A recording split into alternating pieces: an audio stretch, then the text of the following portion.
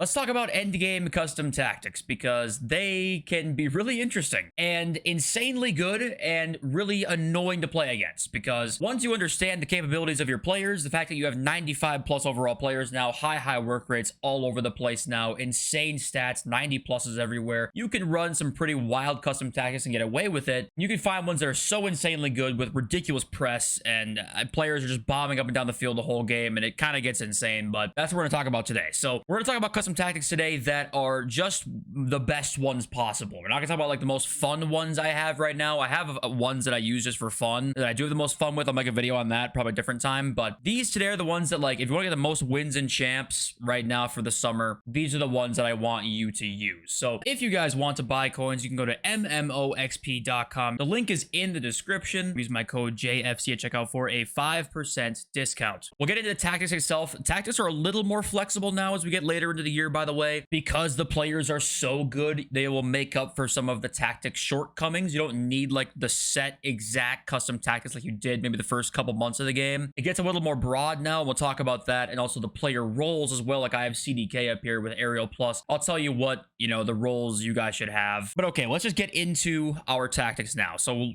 first and foremost here, the thing that always happens in the summer is that 3 at the back becomes the best formation because you have players that can run up and down the field so well with high work rates, high stamina. The trade-offs of a 4-back to a 3-back, there aren't any anymore pretty much. So we are in, oops, I didn't even show you the 3-4-1-2 right here, and we'll talk more about that in one sec, but it's just I'm running the 3-4-1-2 right now as my first formation. 35 width, 72 depth. If you want to, this is an option. There's actually a way to play this on 99 depth.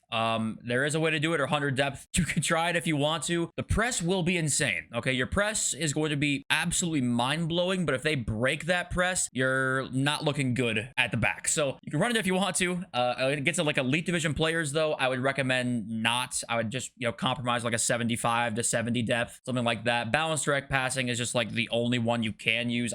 It's annoying, but it's kind of, until further notice, the best one. 45 width, I went a little bit lower. You can make this between like 30 to 60, honestly. This one's completely preference. Mine's 45. Players in box though, I want to keep it like 6. Corners, free kicks, I have it 1. That's what it looks like in game. So we're going to get to instructions first, then the player roles. So instructions here, both strikers just on getting behind. Now, there is one way to make this formation even rattier, which is insane to say, but there is one way to do it, and we'll also talk about that here at the end of these instructions. Getting behind on the 2 strikers. If you want them on stay central, you can. I actually like having them perhaps drifting a little more wide, so just keep them on getting behind is fine. Well, Monty is my cam here. I have her on come back on defense, get into the box for a cross. Next up is the left and right mid. These are the kind of the most important instructions in the whole video. These are the ones that I wouldn't change at all. Almost all the other ones you can play around with, but come back on defense, balanced with, get in behind, get into the box for cross. That's like the biggest instructions in these tactics are going to be these right here. It's the exact same with the right mid as well. Nothing changed there. Actually, it should be like get in the box. I actually had that wrong. It should be getting into the box for cross there, just like the other one was. Yeah. Once again, we'll talk about the personnel that you need for this. Midfielder number 1, midfielder number 2. I have neither of them on stay back. They're all unbalanced. Shouldn't say all. They're both unbalanced. Petit and Ballack both unbalanced. They're both on cover center as well. You can't really see it, but they're both on cover center. Stay on the edge of the box for cross as well. And that's kind of what my tactics are right there. Keeper I have on comes for crosses, and sweeper doesn't really change much though, I don't think, that I've noticed. So that's really it. Now, a couple things let's talk about here. If you want to make this formation rattier, what you can do is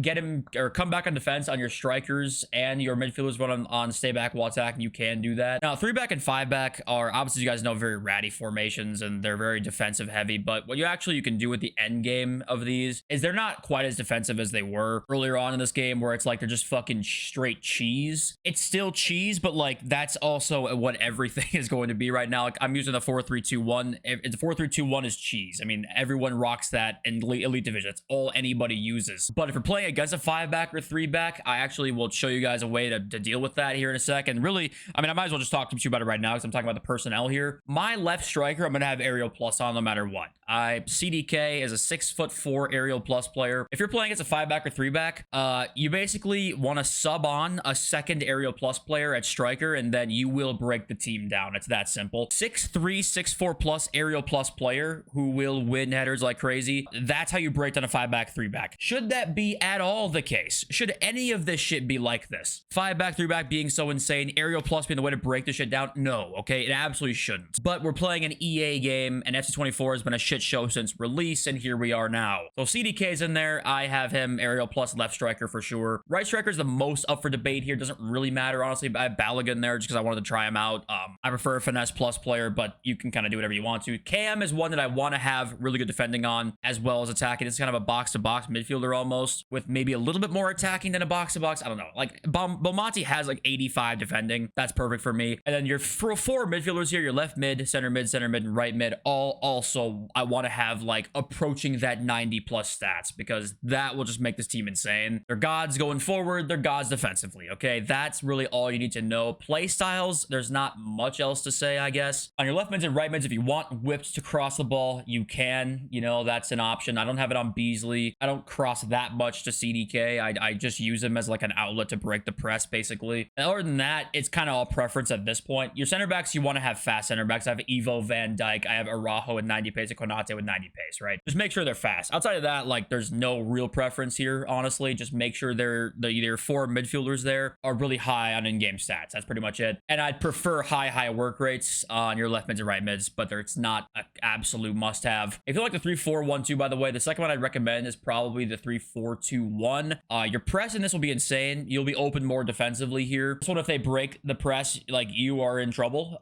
but your attack is so ridiculous with this one. This one's just more balanced. You can kind of have a solid base to me, and like good players will still struggle against this formation a lot. Good players in 3-4-2-1 are probably just going to go over the top on you, and like that's it with long ball plus. This one, they can't do that as much. So you want to be versatile though, and I also rock the 4-3-2-1. And I know I'm bored to death of the 4-3-2-1. I am so fucking tired of it, but I will show you these, because if you're a player without maybe the most ridiculous team, or like 90 plus in those face stats we talked about, in those 4 midfielders, I'd rock this one instead. The 4-3-2-1, it is on 91 depth. Right now, you can rock crazy depth with good players. If you don't have crazy good players right now, you can go back to like the 71-ish depth, right? That's fine too. But if you have really good players and you just want to be flexible between these two formations, then I would go to the 90 plus depth, because that's ridiculous right now. Balanced direct passing, 40 width, 6 players in box, 1 on corners, 1 on free kicks there. You preferably want one of your center backs to be a little more flexible to play a right back role. I have a defensive right back role in my setup here, so Araujo works for that perfectly fine, but also with long ball plus, so that's why I have him there. Instructions here, they're the ones that you're probably very used to. Striker, stay central, get in behind, also is on stay forward. That's CDK. You want an aerial plus player probably in there, because it's goddamn, it's broken. Get in behind, come back on defense for Balogun there, the left forward. The right forward's on stay central and get in behind. Basic defensive support, I have Belmonte there. The center mid's on balanced everything, cover wing, and get in the box for cross there. My CDM, stay back while attacking, stay on edge of the box for cross. He is on cover center, and then the left center mid is going to be also on balanced and cover center, and that is going to be that there. So you've got a pretty attacking midfield. 2 of the midfielders will be attacking, and then one of the fullbacks, being your left back, will be attacking as well. DeMarcus Beasley is on overlap and balance there, and Araujo is on stay back and overlap. So those are the 2, in my opinion, absolute best formations in this game, and then custom tactics as well. The meta has not changed. The only thing that's changed is the player stats, where you can get away with more things around custom tactics. So if you want to change the 3-4-1-2 to certain other tactics, you can honestly try almost anything right now. I've seen people try these 3-backs, have one of your strikers on drift wide, and apparently that can really help with your AI movement. That's a possibility as well.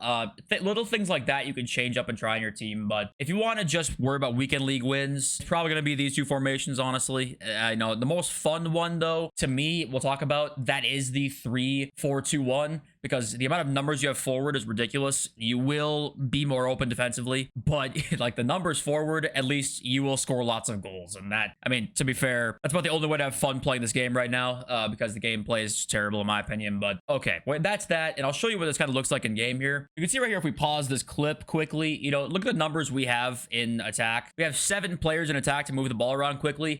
You finally have you know, approaching the same amount of numbers as the opposing team does in the box. As you guys know, you know, there's 8 guys in the box in this game. So one of the only ways to actually attempt to combat that is then overloading the box yourself, right? And that's what 4-3-2-1 does better, because it's 4 back, but this is a 3 back, so you're more open defensively. But at the same time, your left mid DeMarcus Beasley, my right mid, and Trent Alexander-Arnold, they get back so much now that it's not as big of a deal. You can see there's 3 defenders there, and like, you are more prone to counterattacks. Like, you just are. You can see how the press breaks off here. And if they're not switching the ball, I mean, the press is going to be ridiculous. Okay, it's going to be insane because you have crazy good stats on your midfielders, 90 defending or near that on your cams, 2 center mids, left mid and right mid. If he tries to make this pass, like, I don't even know what happens in this clip here. Wherever he goes with this, to me, there's no chance, apart from the guy who's right in front of him, who we then can just keep kind of pitting in this corner, for him to keep this ball. There's pretty much no way. Let's actually see what happens here. So he actually goes on the ground to the center mid, or sorry, the right back, and goes back, and it's intercepted. So this is an elite division, by the way. The press is just ridiculous, this formation. Okay, that is really what you're going to notice. The press and the numbers going forward are insane. Put this clip here. You can see how many defenders he has in the box here. If you look at the radar, you actually finally can somewhat compete with like the amount of numbers, the sheer numbers they have in the box. And Beaumont do a little like left stick dribble there. Then we do the L1 speed boost, get the goal. It's 2-0. There's actually a way to attempt to break down the other team's defense, like dribbling wise. I understand 5 back, 3 back are very ratty formations, but also in this game, you defend with 10 fucking people, so it's like, okay, why not just even the numbers out a little bit, I guess? Next clip here, I'm running with Balogun on the wing. Absolutely destroyed Havertz there. Havertz just got sent to the shops. But right here, I mean, see how many just different options in the box I have? It feels so different to other formations because I just have options. And in this game, they don't want you to have options because they are terrified defending is not going to be easy. And old gen's a little bit different than new gen, but new gen is just such a shit show of gameplay that, you know, aerial plus broken. So it's just a shit show right now. But if you want to get the most wins that you can possibly get, I would use one of those 2 formations, honestly. And that, I think, is all I have to say. Try CDK out, by the way. He's very, very good. Any change you guys would make, let me know in the comments. I love you all. I'll see you over soon. Peace.